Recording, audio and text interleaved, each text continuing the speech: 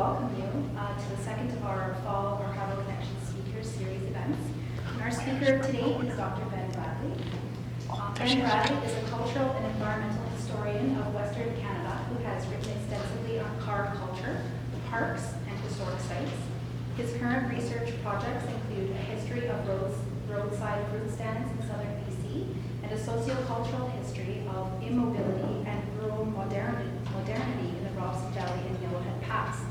He is the author of British Columbia by the Road, Car Culture and the Making of a Modern Landscape, and co-editor of Moving Natures, Mobility and the Environment in Canadian History. His presentation today is titled Making Northern British Columbia a Roadside Attraction, Automobility, Modernity, and Landscape Experience. Dr. Bradley will be taking questions at the end of his talk today. Please help me welcome Ben to the podium.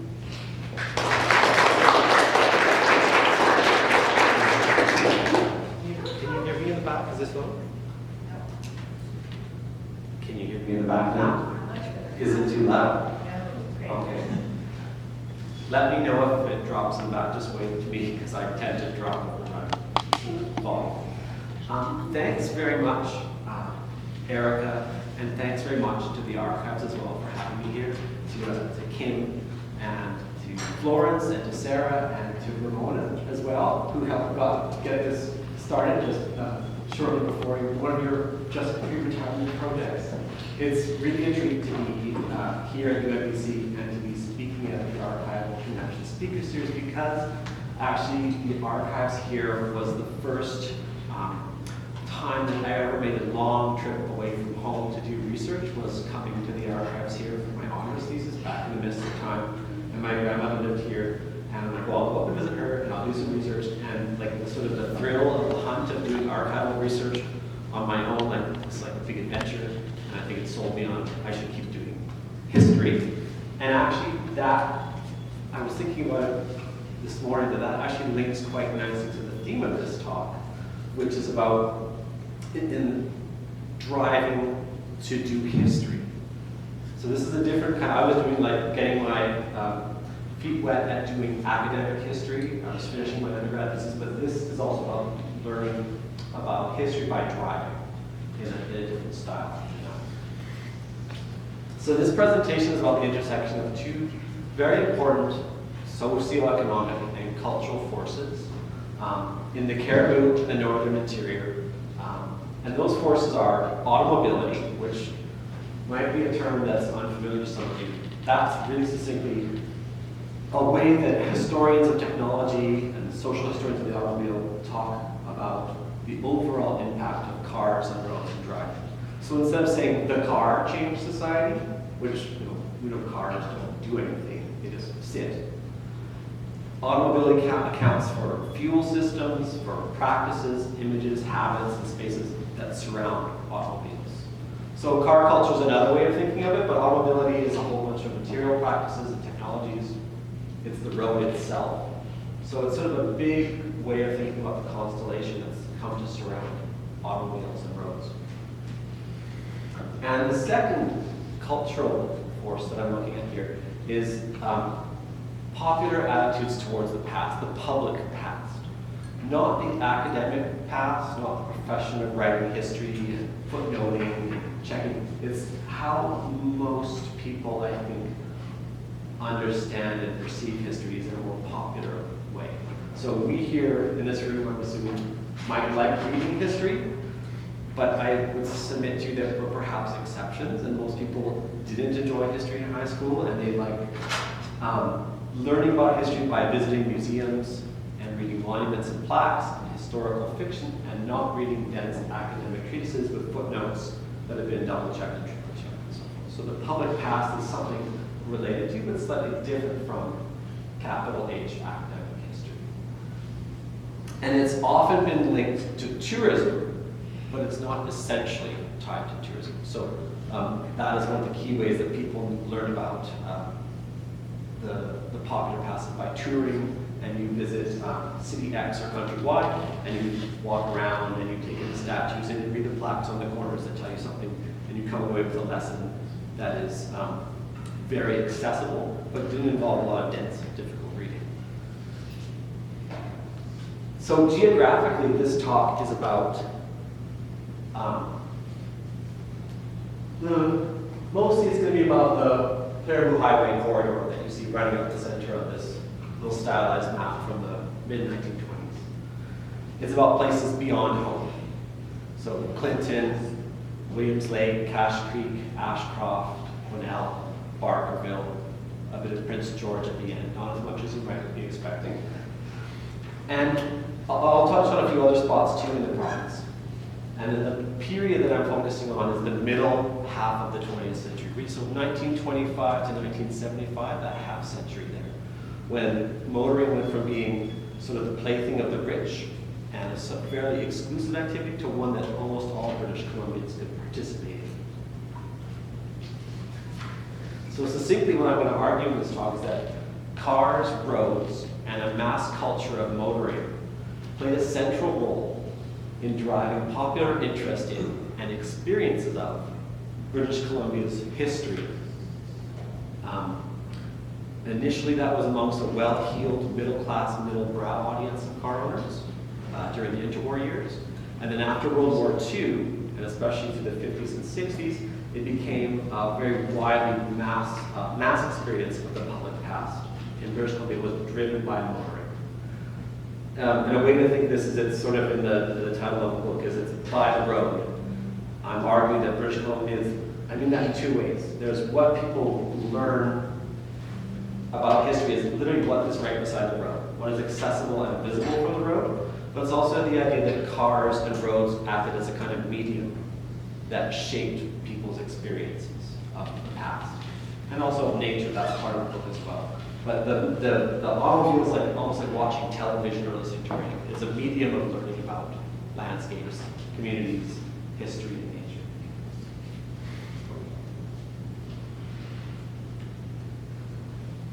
So this presentation focuses on Cariboo in northern BC, but it's part of a much larger story. This is part of a pattern that's continental and even global in scale in some ways. Communities and regions all around North America were reshaped during the 20th century by automobility, both in concrete terms, in terms of how people passing through them perceive them, and I hope I'll show you today in terms of how people who live there thought about their communities as well.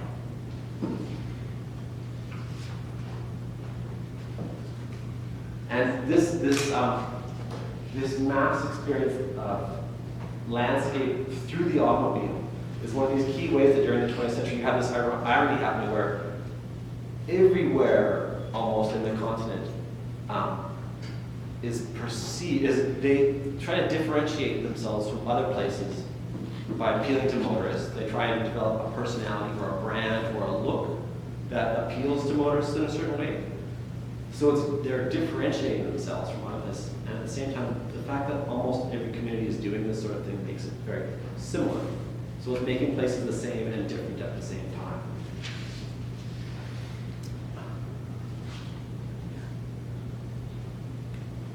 Because this talk is part of the Archival Connections series, I wanted to say a little bit about sources before I really got going. How do you study something like motoring when it is a mass phenomenon? It's not like railways where there's a centralized top-down control, and you can go to an archive of the Canadian National Railways and you can see how the dispatches and the orders were sent out and who decided to maintain the locomotives at what time. Motoring is very different. It's decentralized, it's diffuse. You can look at a car factory, and lots of historians have looked at car factories, but what happens when you get the car outside the factory gate? You can look at road building in provincial and federal government archives, but that doesn't account for how people use those roads. So when you think about automobility, it's a way to sort of throw the focus onto uses and users rather than just top-down processes. But there's no central archive.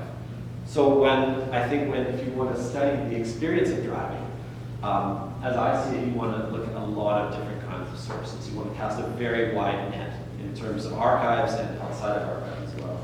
So with this book project and the fruit stamp book I'm working on, I've used lots of traditional archival sources, government records, diaries and newspapers. The records of the BC Parks Branch were really helpful for understanding the history of Barkerville and how it became a historical provincial park. There's the papers of important community boosters like Louis Le Bourdet in Quesnel. His papers are in Victoria, and it provided a ton of useful insight on how the historical image of the Cariboo was shaped in the mid-20th century by this key individual. But you can use magazines like Cariboo Digest, which became Northwest Digest and then BC Digest, like full of advertisements for businesses. And you can see how a gas station in Clinton goes from being Bradley's Gasoline to Bradley's Esso to just Esso, like a franchise is exerting more control. You can see changes in ownership. You can see expansion of facilities. But you can also use the sort of ephemera of motoring, and I've passed a few examples of that around. Guidebooks and brochures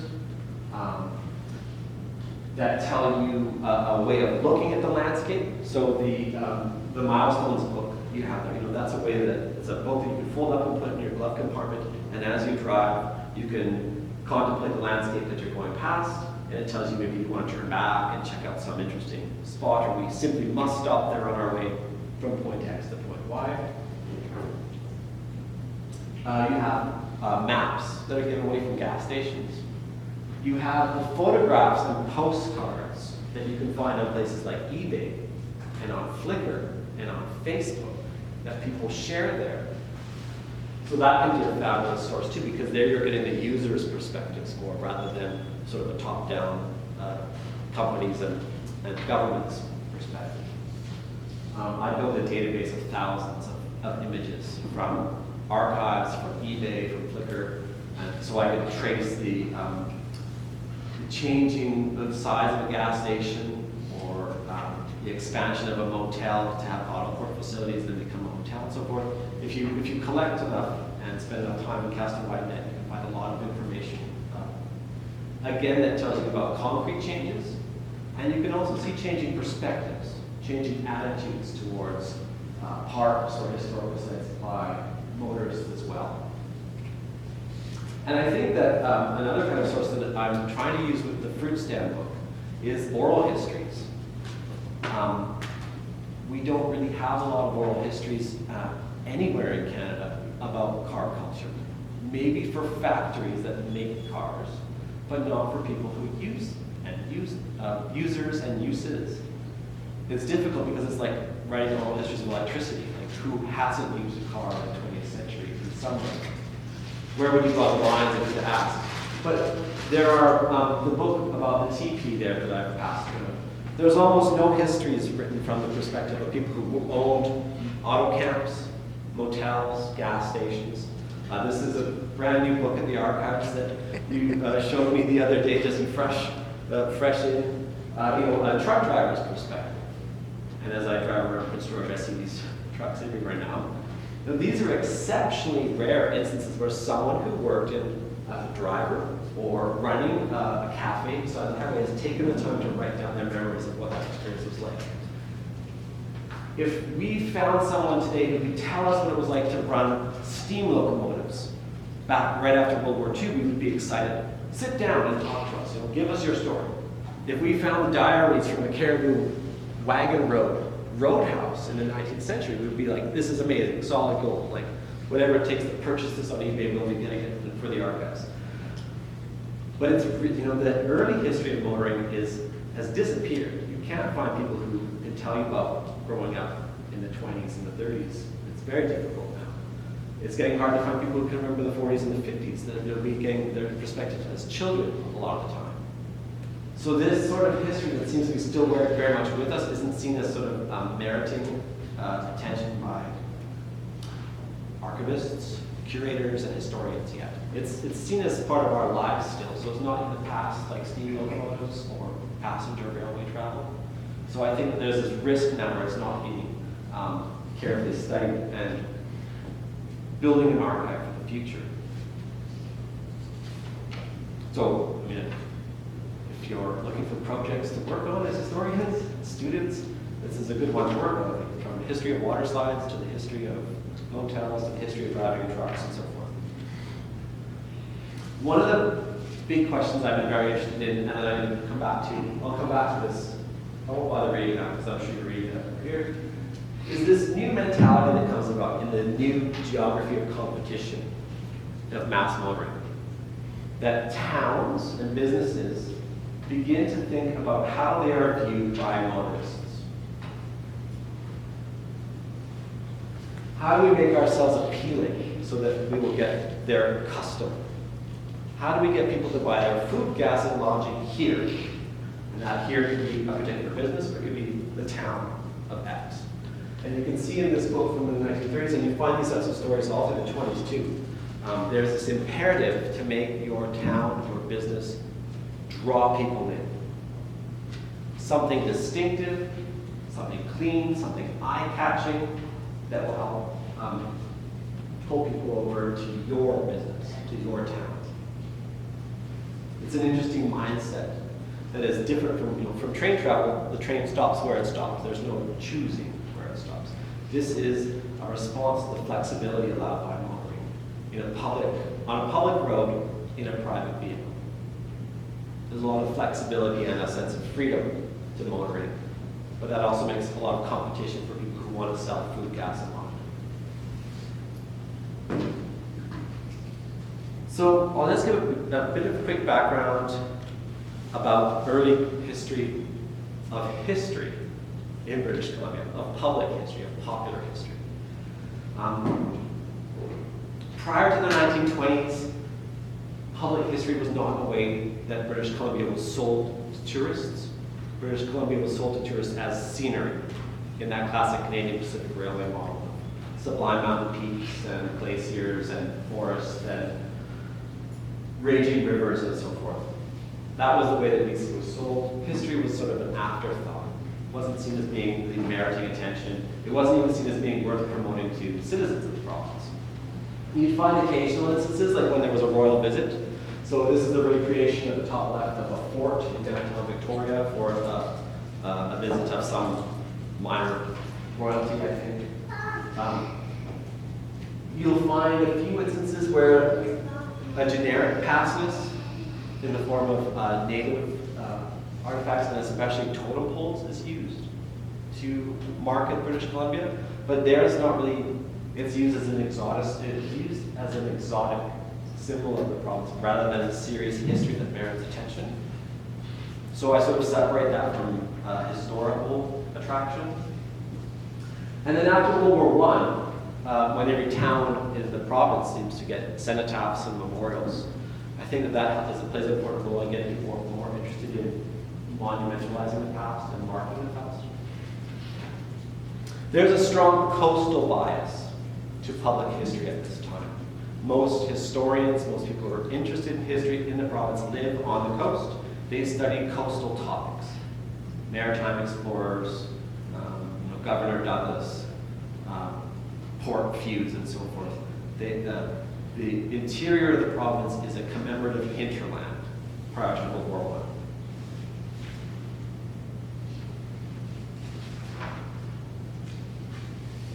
So for most people up until the early 20s, BC equals scenery, nature, and ironic quotes, wilderness.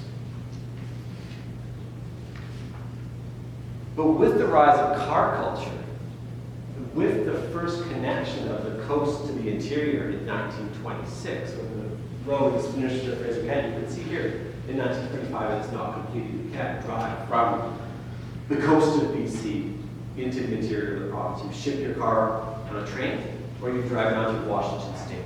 Once that road to the Fraser Canyon opens up, there's a massive transformation in changes towards, in attitudes towards the province's history. And I think that's because a lot of motorists use the automobile as a kind of time machine. Many of them use it as a way to get in touch with nature, and many of them use it as a way to get in touch with the past. When you're driving a car, rather than on a passenger in a train, you can stop if something catches your eye. You can double back on your tracks to see what was that old building with that sign on the trail. Often there's a feeling of being sort of recuperating some of the time and space that have been annihilated in railway travel. You can now choose the pace and the route. You can turn back where you like. You can see the landscape more closely. And you often have sort of this sympathy with the travelers of yesteryear, with explorers and gold prospectors and so forth.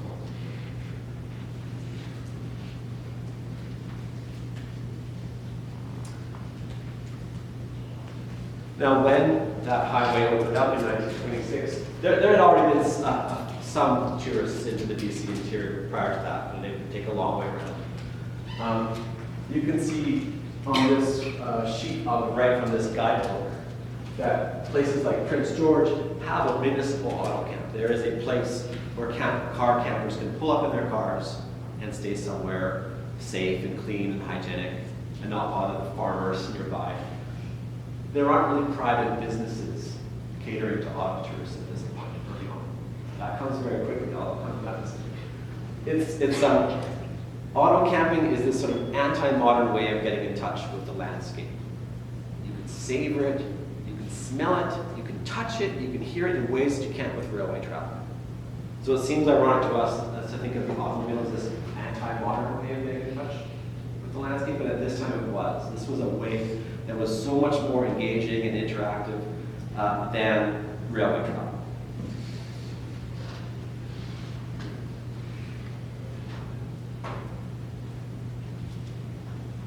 Once you have the highway open, once you have this flood of curious motorists from the coast making their way into the interior, looking for new places to drive, looking for new places to see, you very rapidly have an enormous proliferation of different kinds of roadside businesses and amenities. So the one that's very top there is a free municipal auto camp, I think in Penticton. But you also have very quickly the proliferation of people trying to make a profit from this trade by selling gas and food and a place to stay that's comfortable rather than just camping on the ground beside your car. These are very small businesses. It doesn't take a lot of money to get into this trade. You know, if you can build a few cabins behind your house and you make some money that summer, you can build a few more next year in the hopes of making more. It starts off very small. Not a full-time job, this is a summer job. So how to get these people to come back? How to get them to say something positive about your town to their friends who have a car so that they'll come next summer? How to get them to return and patronize your business?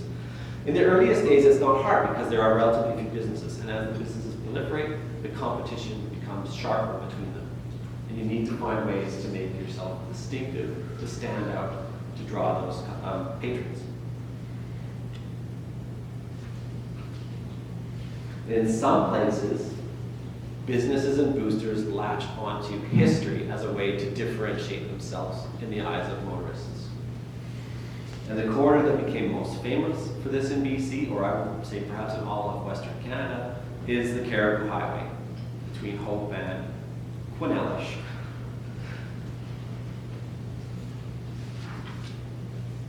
This was BC's premier drive into the past, from the time it opened in the 1920s until the late 1940s when the Hope Princeton opened and you had another option of how to get into the interior. This was the only way into the interior for the better part of 25 years.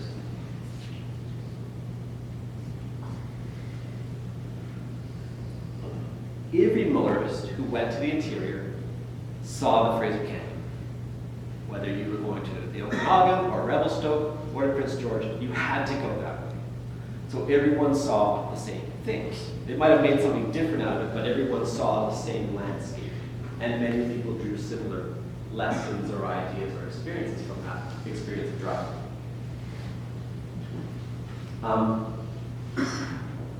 And the road's a lot safer and a lot more easygoing now today than it was then, as you can sort of make out with some of these pictures. But we have a similar experience when we drive today. This is the idea of danger because of the heights and the cliffs and the curves and the twists and the blind corners and so forth. And you can imagine being much, much worse 90 years ago. Motorists often describe feeling as if they were part of this historical continuum. They would say, I felt that I was traveling in the footsteps of Simon Fraser or of the gold rush prospectors of the 1860s. Because this is a more difficult kind of travel than traveling by train, right? This is rougher, you're more exposed to the elements in your soft top car. You have a feeling that you know what the hardships that are living like in the past of travel through the landscape.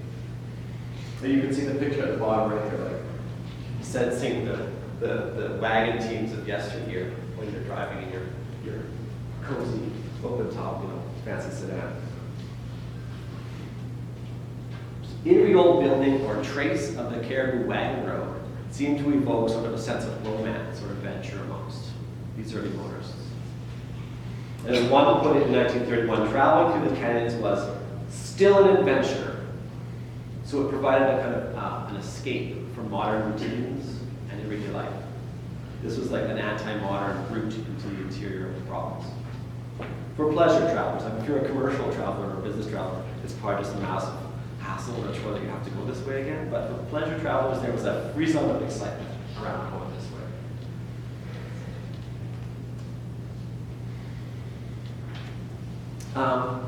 And another thing that developed links with the past is the fact that many of the businesses in the canyon were located in the same spot where the businesses of yesteryear had been. Most of the wagon road through the canyon had been destroyed during the construction of the CPR and the Canadian Northern. But there's not a lot of flat spots with a reliable water supply in the Fraser Canyon, so the businesses tended to be in the same spots. And often the businesses that opened during the interwar years would cultivate a link with the past. Alexandra Lodge at the top right, they were really into that. It was a new building, but they really made a big story about how we are right here where the stopping places of yesteryear were, where the gold rush came and the stagecoaches and the freight wagons and the hardship, and it's so wonderful here. It's pretty clear that it's not true, but that was the way that they sold themselves and differentiated themselves from competitors. And what was really common is you often found, so because the old wagon road was mostly destroyed, but nevertheless in the press, in magazines, in diaries, people described the new Cariboo Highway as being the same as the Cariboo wagon road of yesterday. The old road is mostly gone and broken up, and the railway runs over in a lot of places, but people would describe themselves as traveling up the old Cariboo wagon road. The Alexandria Suspension Bridge, that's publicity often presented that 1926 structure as being in the exact same place and a replica of the old bridge of the 1860s, mid-1860s. But it was a new, modern cable suspension bridge with concrete piers and so forth. So there's these efforts, sustained efforts and pervasive efforts to sort of link the new highway with the old highway.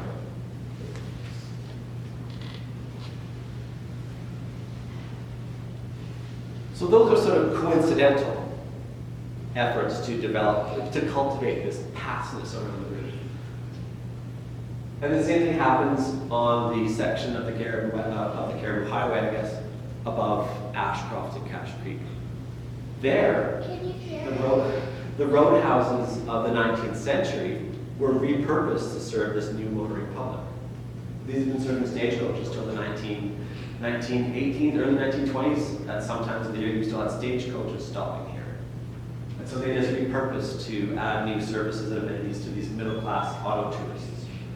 Gasoline, tires, ice cream, electrified, amenities in the roadhouse.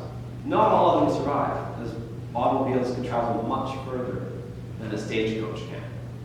Not everyone adapts and makes a go of it with this new motoring age, but a lot do. And again, this is one, the Clinton Hotel, every postcard you'll find at the Clinton Hotel, every piece of publicity that they wrote themselves was like, we are the oldest hotel in BC. That is the brand there.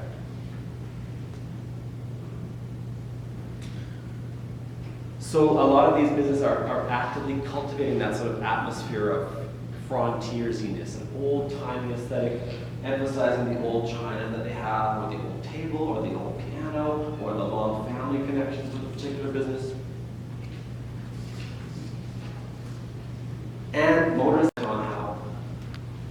Well, I have this California journalist, sorry. In 1930, this visitor from California says, "Within their log walls is an atmosphere still pregnant with the romance of times gone by." And another visitor from California the next year, he contrasted this sort of authentic Western frontier atmosphere of the Cariboo with these ersatz, fake Wild West Hollywood-themed restaurants that were popping up in suburban Los Angeles, mocking like the mock-up of old forts and roadhouses.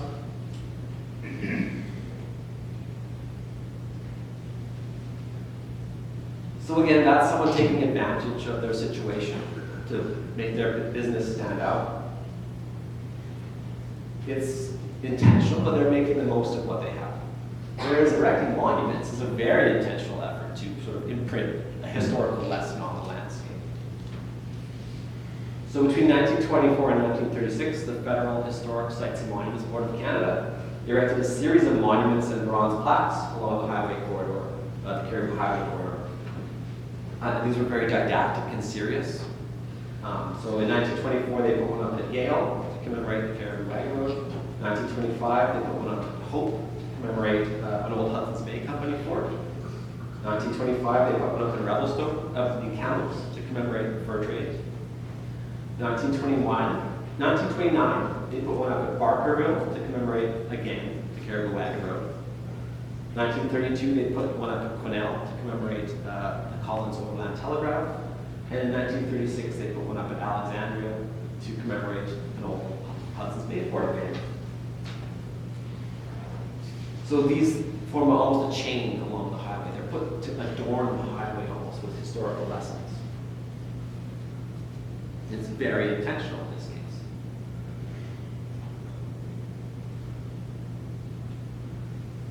And I've been looking at the correspondence of some of the boosters and historians involved in this process. And I just pulled out the most interesting excerpt there.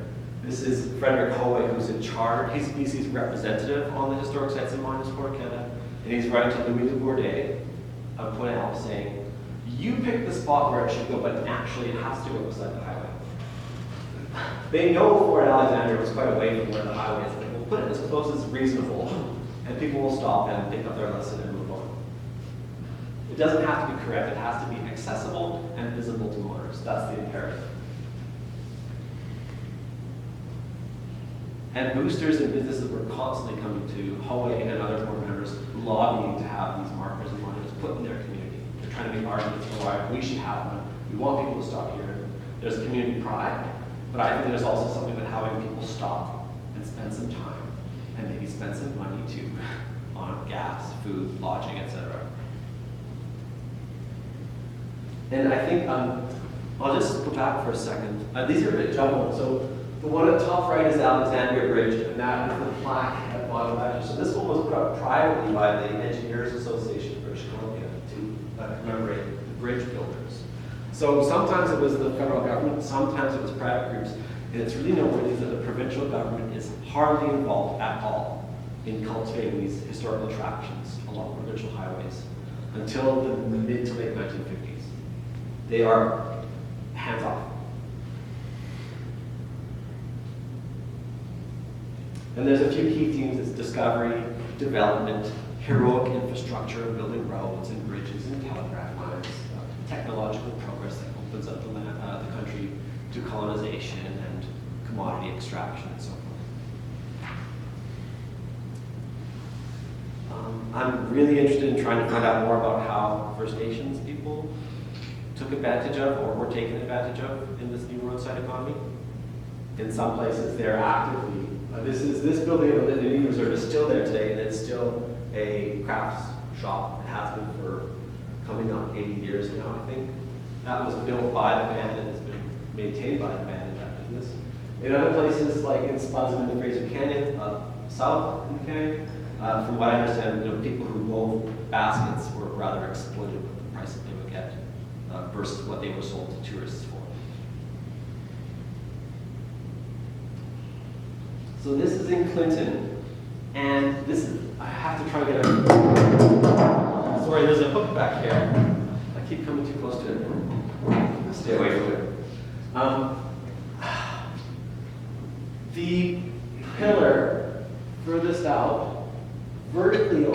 there's a sign that says Cariboo Museum. And this gas station is the first museum in the BC interior. It's a privately run museum attached to the gas station and their little auto counter out back of this business. And they set up a room of interesting trinkets and a personal collection to get people to patronize their business, to be memorable, to get them to recommend their friends that they come see it. And that is the interior of the museum at the top left. There's not a lot of work on the history museums in BC, but it's an interesting, several of the first museums in the interior were attached to roadside businesses.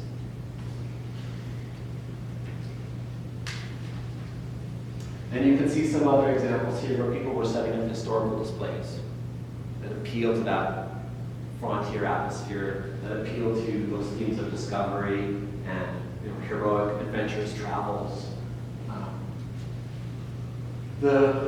This is the one that you still see in Ashcroft today. I mean, it's still there. It's been outside it's been undercover for 80+ years now as a signature of the community. The one at top right, which I'll come back to, that's at the Red Coach Inn at High Park House, right beside the highway today. It's been on display since the 1930s, so again, you're coming up on 80+ years as a historical symbol of pastness, much longer than it was ever actually an active stagecoach. This is the first museum in Kamloops, excuse me. And this was found somewhere else, taken apart, loaded on a truck downtown, and rebuilt as the first museum in Kamloops, right next to the municipal auto camp in Riverside Park. So again, history is something that you develop and cultivate as a way to teach tourists a lesson about yourself, to make a sort of signature impression to stand out. So there's that pattern here in where it's really common that people want to stand out and be different by doing this sort of activity. So it's different and the same at the same time. This is at the top, those are the pictures of the same stagecoach that's at Red Coach Inn at Conmont today. That was the Marquis of Exeter.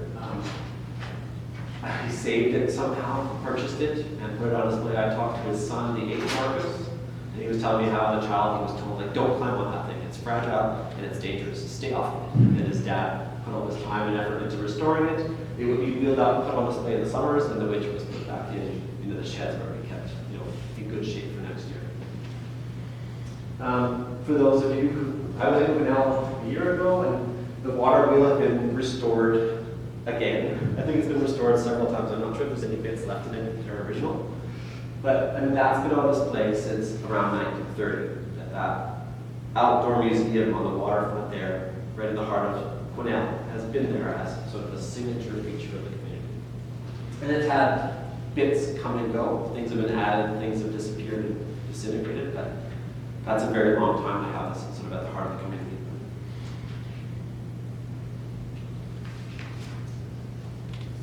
And as you make your way north on the Cariboo Highway as an auto tourist or as a British Columbia citizen, you'll want to know more about your province or on your way to visit your family and making a side trip for pleasure and curiosity.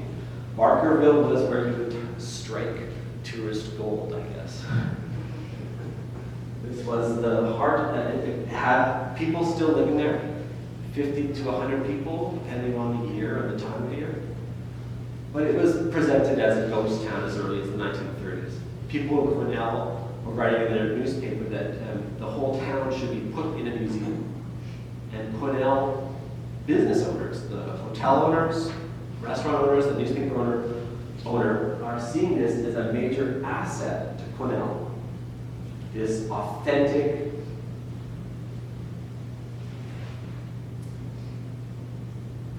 it's not that it's intact, parts of it are falling apart, things are burning down every few years, but it is seen as intact and authentic and timeless and pristine.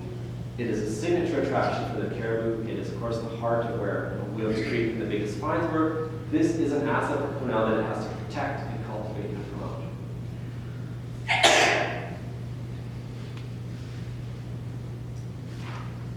It is quite a ways. It's a 5-day drive approximately from Vancouver to Quesnel during the to Barkerville during the tour years. It's not quite as fast as today.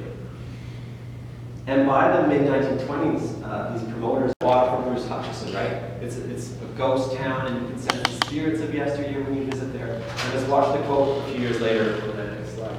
There's this great spike in gold prices during the Depression, and there's a flood of people into the region. That's where Wells pops up, almost overnight.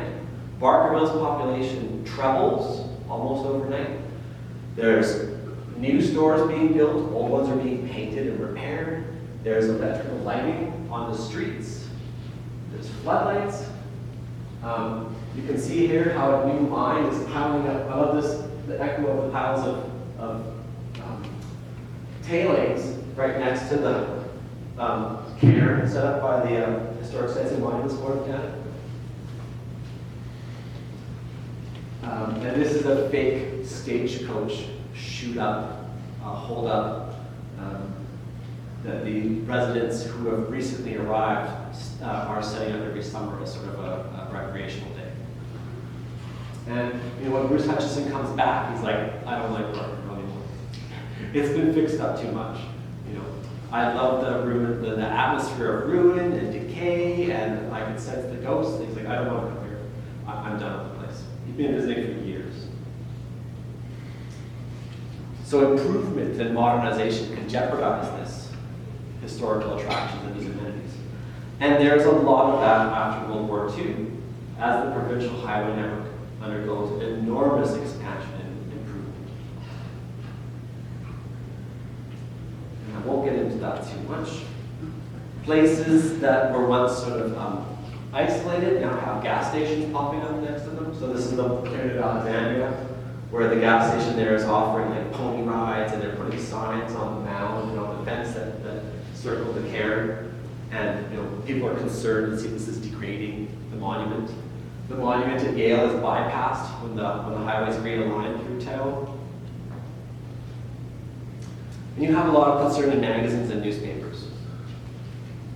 A lot of British Columbians are worried about the pace and the scale and the unevenness of modernization. And often historians represent this as just boom times, everyone's doing great.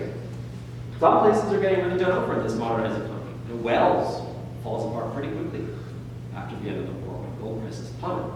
Barkerville goes back to being a ghost town in just a few years. Other places are sort of bypassed by highway realignments and so forth. Some businesses that have been making a very good go of things are wiped out when the highway is widened to 4 lanes, and the highway department needs your land. The highway giveth and it taketh away, as we all sometimes. So there's concern about protecting historical sites. There's concern about protecting historical sites that have a history of being cultural assets as well. They're familiar, they're part of the landscape experience. They're a shared experience for a lot of British Columbians. They're part of a local identity, as well as tourist attractions. This is when you have the spread of regional historical regional historical organizations like the Cariboo Historical Society gets founded in this time period with local franchises and outlets around the region. It's in 1958 when suddenly and in a huge way the provincial government gets involved in making historical attractions. And I know that Barkerville is a familiar story to most of you, and the way it was made by the park system. This is a 1958 project. The gold on green stop of interest markers are a 1958 project. The provincial government gives grants to dozens of communities around the province, which use them for building museums and archives. This is some of the work underway at Barkerville. We had to push some cabins from the 1930s out of place to bring it back to the look of the 1870s, which you desire. We had to knock down some newish things or modify them to make 1930s buildings look like their 1870s buildings. There's a lot of work going on here. It's not quite as naturally historical as it seems. Making it historical takes a lot of modern work and expertise. And the attendance leaps from 5,000 people in 1958 to nearly 110,000 people in 1962. Barkerville shows that there is real tourist gold to be found in these ghost towns. So BC undergoes what I've called an gold rush. Every region wants to have its own Barkerville. The letters are coming in, turn sand into a bark reel, turn form steel into a bark reel, turn X, Y, and Z into a new bark reel. For our region, we should have this kind of sort of cultural asset as well, because it's going to draw tourists here. It'll make work for locals. And I write in the book about how some of these projects work, these new government ones work, some fail, but they never fully sort of occlude or get rid of those private roadside attractions that are trying to draw on historical themes. But of course, there's not a Cariboo Roadhouse isn't just everywhere, an authentic one from the 19th century. So you have a lot more fakery and some pretty cheesy stuff. Places offering Judge Baggy cheeseburgers and so forth. I'll just say a word or two about, you have this modernization, you have this big state involvement, you have this cheesiness, succinctly, in the other direction. And you have a lot of debates in communities about what is acceptable and what is proper now. So this is, these journalists from Vancouver came up.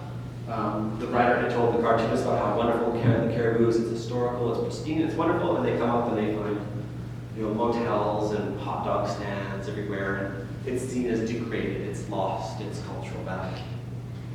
And actually, this quote goes on longer. He's just listing all the things that are wrong that he hates about the new Cariboo. And what's really interesting about this incident, and it's just one, is that the responses from within the Cariboo, from Williams Lake, from Quesnel, support the Vancouver journalist's position. So people that have completely internalized this position of like taking the motorist's views and needs and wants as a top priority over your neighbors, businesses in a way. So these are like chastising, your own neighbors who are running the cheap hot dog stand. We have to clean up our image. We have to protect our brand that's been developed. We need new zoning rules. We need to have regulate how many gas stations we can have in town. And then you have the further north you get. How am I doing? If I got, yeah, I should be. Have about 3 minutes. Okay, good. So there's these disputes within communities. Some places lose, some places win with big profits and better reputations. And somehow it seems to me that Quesnel is usually the top of where this boom in historically themed tourism goes until at least the 1970s. There's efforts in Prince George with the historical society, we should get a museum started. And they're always blocked. And I think that maybe the sheer scale of the boom that's going on here made it harder to justify these sorts of actions. It didn't get as much attention. So I think in Prince George you end up more with mascots rather than attractions, at least through the 1960s. Now Prince George has one of the older historical societies. The Rotary Club here has a historical wing or office very early on in, I think, the early 1950s. But they don't make as much progress as places like Quesnel and Clinton and 100 Mile House do, interestingly. So this is an interesting thing with again, mascots here rather than attractions. Until the first Fort George Museum is built, which is a big, as I understand it, airsats fake, but it's meant to be very impressive. This is a huge purpose-built tourist attraction. Fort George was not like this. I think it was a few sheds pushed together, as I understand it. It burned down a few years later. It took a good while to get the next museum built here. But then if you look to the west of the city, to the east of the city, you have a fairly similar pattern. There aren't a lot of really big historical attractions developed. This is the Treasure House became it was the foundation for Sound, which was developed with provincial help in the 1970s. To the east of the city on Highway 16 East, well, you haven't had any attractions. You had Oscar's Wildlife Museum in the 70s, and then you have the ancient forest since the 2000s. There was the Dome Creek Diner, but that, between Prince George and Mount Robson, there haven't really been attractions on Highway 16. It's not a defeatured road by design.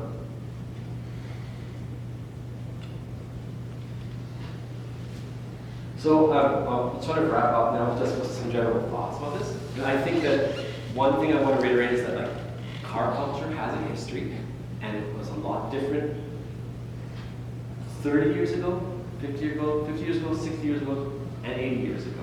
It's changed quite a bit over time. Although we often take for granted that, because we know what a car and a road is, and we know what a roadside auto court is, that it's more or less the same now as then. So I'm hoping to get the idea out there that it's something that needs serious attention from people who are interested in history. I want to emphasize just how uneven this has been. Car culture is often seen as having this very homogenizing effect in North America. It makes every place the same, and it makes us all sort of very similar to each other. But it has this action at the same time where it encourages communities to differentiate themselves from each other, to develop brands, as we would call them today. But there's always been winners and losers. Barkerville is an unusual success in that it's so far off the highway network. It was turned into a major attraction. But there's other places that are equally far off and quite interesting as well. I won't say perhaps as interesting, that just fell apart subsequently. For every Barkerville, there's a bunch of possible Barkervilles that did not get developed this way. So it's uneven, it's unpredictable. And I just say too that this is something that is still with us. What was it, the last week that the big guy standing beside the Alaska Highway was set on fire, cut down?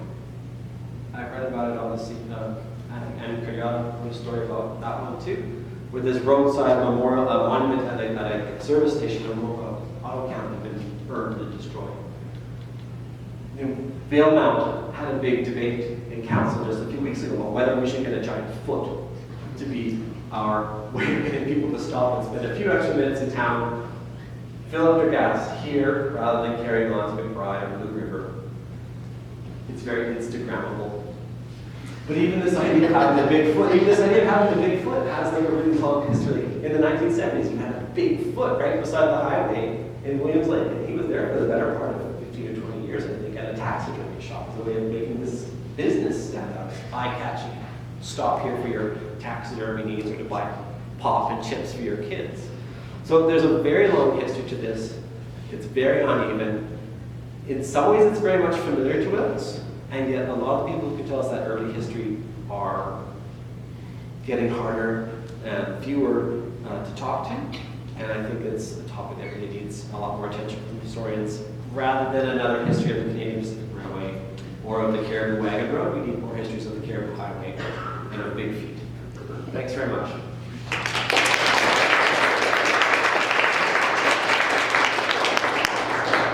you so much, guys. We have a couple of minutes if there's any questions for Dr. Bradley. Yes, John. Ben, apologies for coming late. One of the interesting things that happens here, and it's echoing your talk, is that during the 1950s, when they're talking about attracting tourists to the Prince Georgian area, the big pushback is, why do we want tourists coming here and screwing up our fishing and our hunting? Because it's like, we don't want them to know about what's here. And that's the pushback in the 50s. And that is the main attraction too, isn't it? It's fishing and hunting. That is how the region is promoted from 100 mile inland upwards. Everywhere off the main highway is promoted for fishing and hunting. So it's very standardized, very common. There's nothing all that different about it in a way. It is also very, very rural, right? It's not something that's going to attract that many people up from Vancouver for a pleasure trip. Why would you drive? You can just take a train out as well if you want to come for hunting things. So it's maybe almost keeping it off of the automobile tourism track. And they're only within 5 years of the completion of the highway. Of course, the John Hart Highway is not until 54. Yeah. So, I mean, it's hard to get here from there in practical terms. I mean, the train isn't coming here yet. Yeah. At least from England. Yeah. So in some ways, Prince George is the hub of things, but it's not as hubby as we think of it today, as being the crossroads from every major highway. You can't get through the terrace until 1948. 16 East is 1970 is when they finished paving it, I think. So Prince George is not as crossroady as we sometimes think. So I think that definitely shapes the incentive to develop these attractions in some ways. If you're going to come here, you're going to come here. Why do we need to work and make it effort? You already know what you want to show up. Anything about any of the images I can talk about, any of the pictures, as long as the day is.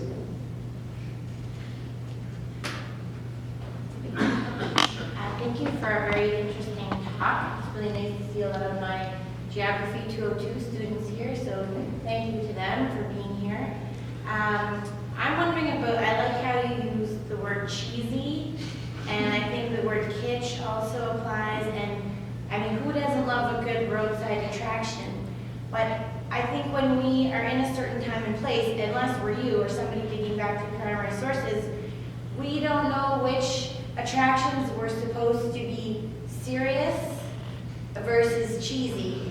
And so can you give us just a little bit of a sense of, I mean, I appreciate what you showed about the kind of mock gun battle and some of the recreations, but can you give us a bit of a feel for purposeful cheesiness versus what develops over time, and then we decide it's cheesy, but it wasn't back then? And often you have a blend of the two things in one place. So Three Valley Gap, which is the biggest, I think it's older than Barkerville by a few years. Right?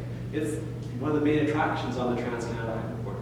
Those are genuine buildings, most of them. They put a lot of time and effort, spent a lot of money to acquire farm buildings and hotels that were going to be torn down and rail cars to build a synthetic ghost town. So there was an honest effort behind it. And I guess as you start piling things on and adding more things, it becomes sort of a mush of trying to cover every taste and preference with Model Ts sharing the road with horse and buggy and stuff like that. There's that incentive to add something new. There's changes in ownership. I guess can really, if one person wants to do it because there's a passion project as well as a point to make money for the family, and the next person just wants to make money and won't upkeep things and let things fall apart. That's inevitable when you keep old wooden things outside.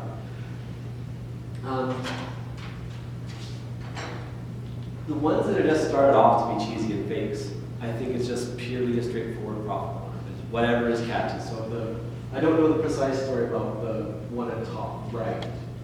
That's just on the edge of Clinton. That was around for quite some time. It's just anything to get people to come over.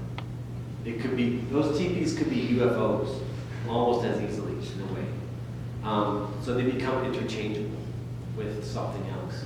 So you have this shortage of actual history that you could build off of anymore. And Three Valley Gap is actually finding real material culture and buildings to do that as their foundation. And other people just go straight to the easy and cheap. And I think cheapness often comes with cheesiness. Just a quick follow-up. Is this a distinctly North American phenomenon, the roadside attraction? Oh, I don't know if I'd say distinctly, but I'd say it's especially North American. I think it's one of the things that Europeans like to come see our corny, cheesy car culture sometimes. Where is it? Well, Mr. PG, I think he's a very prairies thing. He's a very Midwest thing. He's a gigantic roadside colossus. So I'd say he's more of a prairie thing, like a giant bazanka egg or a huge pierogi. That he's an attraction, right? And if you think about how many prairie people in northern BC, how many people in northern BC are prairie people, it makes some sense that that culture could be coming here. He could be a bazanka egg. So that might be a different approach almost. I don't know the precise genealogy of Mr. PG and his peregrinations around town. I think You should go to the exploration place because there's a brand new section of the exhibit dedicated to Mr. PG. Really? Upstairs. Well, one sad thing is I won't be able to work at the archives here tomorrow, probably. So, that's on my itinerary. Definitely. I think John had one last question. Ben, Mr. PG starts out at about 8 feet tall, and he's movable, and he's constructed by a rotary. Eventually, he's kidnapped and taken to Scotland at one moment. There are pictures of Mr. PG wearing a kilt in the Scottish Highlands. I have an honors student who did an honors thesis on Mr. PG. Really? And the whole discussion comes up, when the economy is improving, should we get rid of Mr. PG because it's beneath us? It's too kitschy, it's too goofy. Yeah. It's a 500-gallon drum full of nothing. I mean, it's not even wood for crying out loud. Yeah. So when the economy is improving is when the discussion begins in this community about getting rid of him. It's honky tonk. It's too cheesy, it's too. We are a serious town that deserves a serious museum, even if it's microsats and fake as well. Before you cut me off. I will say that I'm happy to stay here and talk about anything that if you don't want to put up your hand and ask a question, I love talking this sort of stuff, so do come talk to me afterwards if you'd like. Well, not that you were going to come and talk. If there are other questions. Well, thank you very much, Dr. Bradley. I think we all learned a lot. So if you could please join me in thanking